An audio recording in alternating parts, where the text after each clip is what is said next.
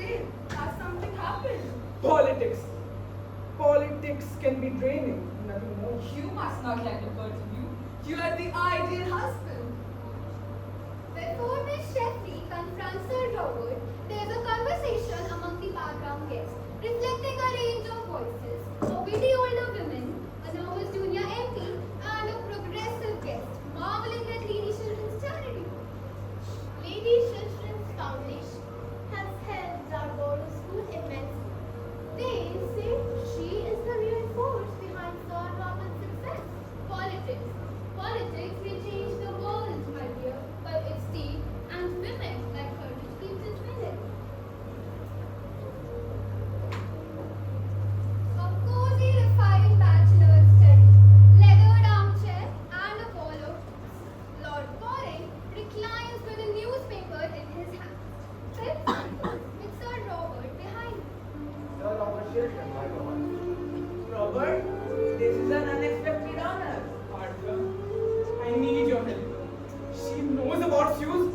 She has the letter. Sit, tell me everything. I was young, hungry for success.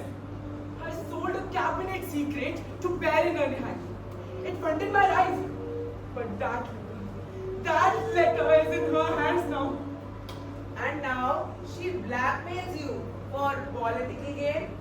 If this leaks, I will lose my seat, my career, and my wife.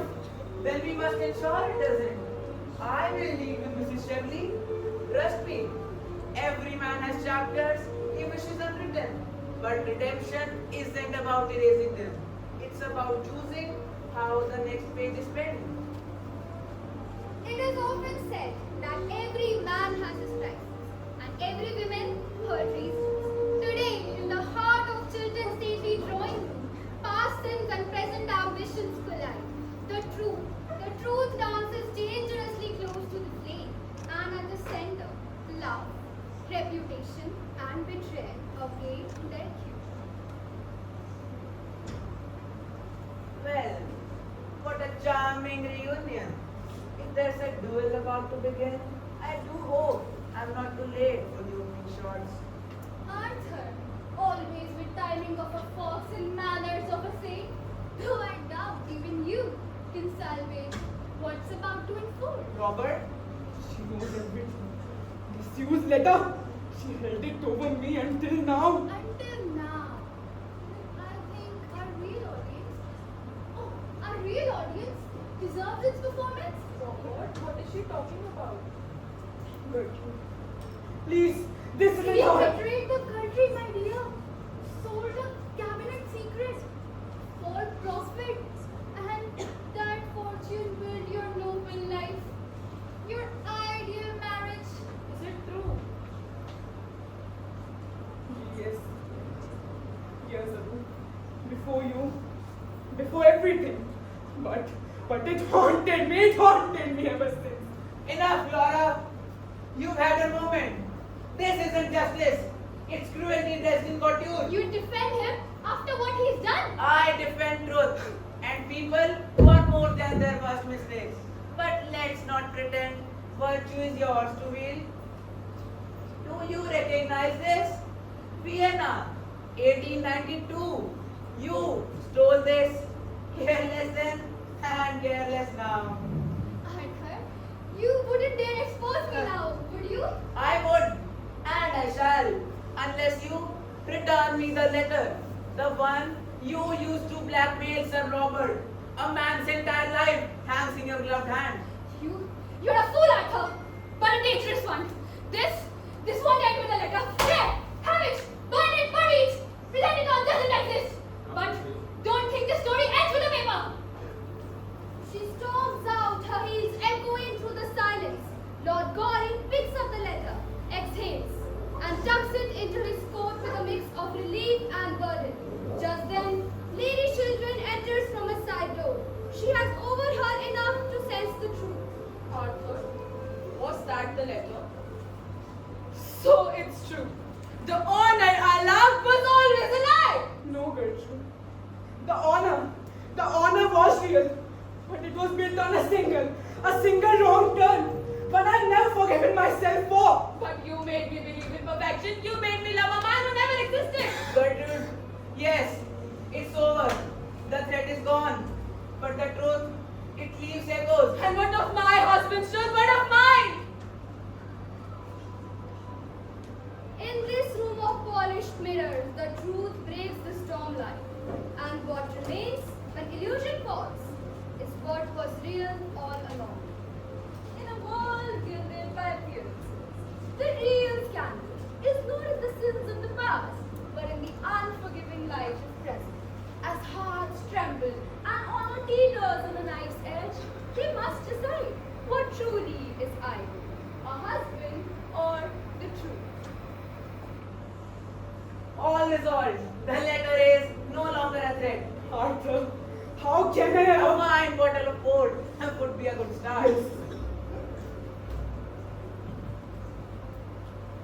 Lady Shilton is standing near a writing desk, rigid, pale. Sir Robert enters slowly, visibly weighed down by the past he can no longer hide.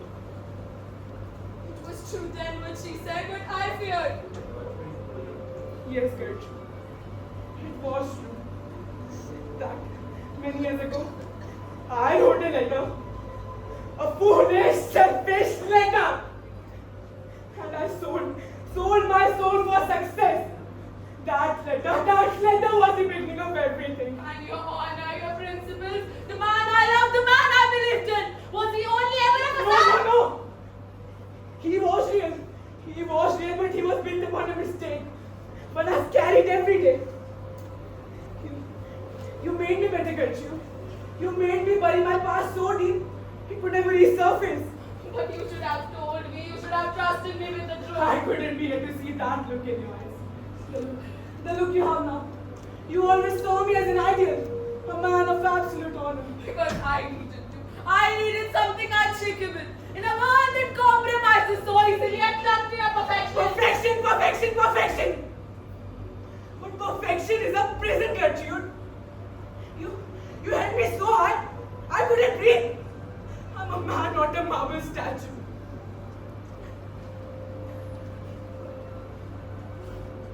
But I love you. I love you and I feared losing you more than I feared exposure. You should have loved me enough to trust me, even with your flaw, especially with your flaw. I demanded perfection because I feared reality. But I have learned something. To love deeply is not to carve a statue. It's to hold a living, breathing soul with all its weather. I do understand. Can you forgive me? I don't know if I can. But I think I can begin to understand.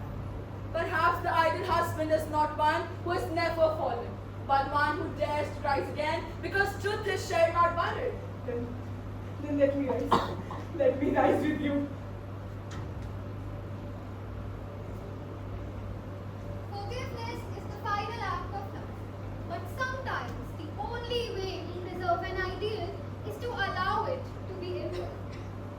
Lady Shilton is seated at her writing desk, looking over a newspaper. Sir Robert enters, dressed for the House of Commons, composed but thoughtful. He watches her for a moment before speaking. You are up so early. I've been thinking of ideals and imperfections. Dangerous thoughts for breakfast. Only one gives told definitions. Last night I lost the man I imagined you to, and gained the man you truly are. Strangely, it feels like a victory. Gertrude, your words are more generous than I deserve. No, it was more human than I was ready. I was prepared to resign to stand in the house and confess everything. Let the tide wash me away. If it restores your peace. No, Robert, that would be vanity in disguise. You are needed, not perfect, but principled. And if you can serve with humility, not self-righteousness, then your past becomes not a shame but a lesson. Some messages are best whispered, my lord, especially the ones which make the room warmer or colder. You always know when a word carries weight. It is the silence after the envelope opens the one learns to listen to quiet thunder. Perhaps the true ideal is not in hiding our worst, but being loved despite it. And the true ideal wife is not one who never questions, but one who chooses to stay because truth is shared, not buried.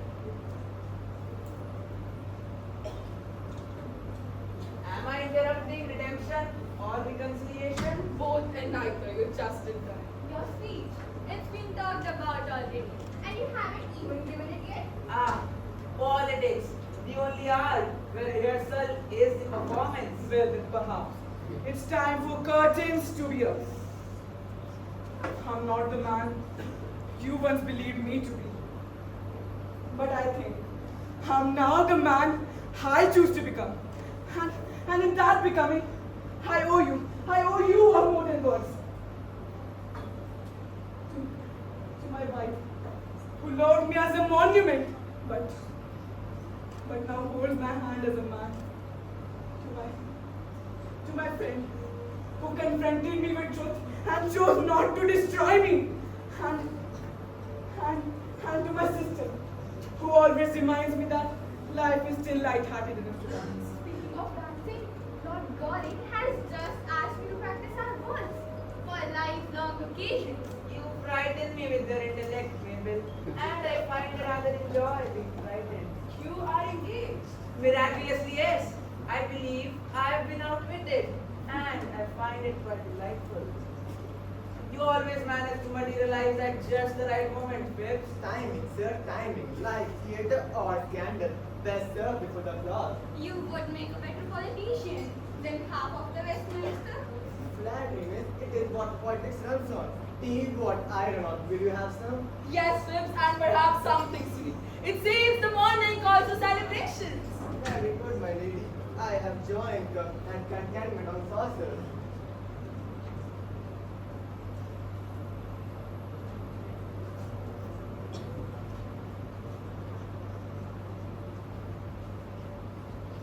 The ideal husband, like the ideal wife, is not born of lawlessness, but of forgiveness. In a world of masks and mirrors, only love reveals the truth, and only truth wrapped in kindness can last beyond the curtain wall.